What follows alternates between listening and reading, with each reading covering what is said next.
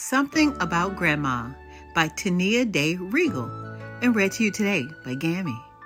One early morning in July, Grandma arrived from a long way away with a suitcase in hand. She was there to take Julia for their first summer together without Mom and Dad. Grandma lived outside of Mexico City in a town cuddled against a great mountain. At the foot of the mountain was a cobblestone street lined with ash trees.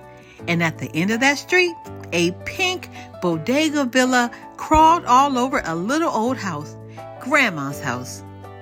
The back door of the house led to a shrubbery garden where Grandma grew lavender, jasmine, daisies, pink geraniums, and purple orchids, limes, plums, and orange trees, and a great big jacaranda tree.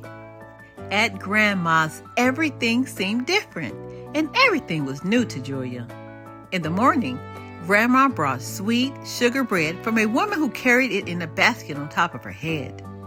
And in the afternoon, Grandma picked herbs from her garden and stirred them into one big pot that simmered and steamed. There was something about this place, Julia thought, where the sunset skies were filled with birdsong and the warm breeze was sweet like jasmine. And there was definitely something about Grandma, too. Grandma seemed to know everything, like when Julia snuck into the garden to pick daisies and limes. Grandma could also see into the future. She could always tell if Julia was about to fall when she went too fast on her bike. And Grandma had many secrets. Every night she sat quietly in the garden terrace and wrote things in the notebook by the light of the moon and the stars. One day a letter from Mom and Dad arrived, and that's when Julia realized how much she missed her home. Luckily, Grandma knew just what to do. Grandma, it turned out, could fit Julia perfectly into her arms and make her feel warm all around. Grandma could also brew up the most magnificent hot chocolate at any given time.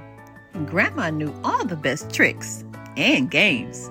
And she even shared her greatest secret, how to journey back in time. One morning, when Grandma and Julia were in the garden, the back door creaked open behind them. Julia looked up and they were there, Mom and Dad. But something new had come along. He was small and he was crying. Luckily, Julia knew just what to do. "Thank you," said Mom. "It's exactly what we needed." "How did you know?" Julia looked at Grandma and smiled. There was something about this place, Julia thought, where the night was filled with the grasshoppers' music and the warm breeze whistled through the trees. And there was definitely something about Grandma, too. She was absolutely magical. The end. We have so much more to learn. Be blessed.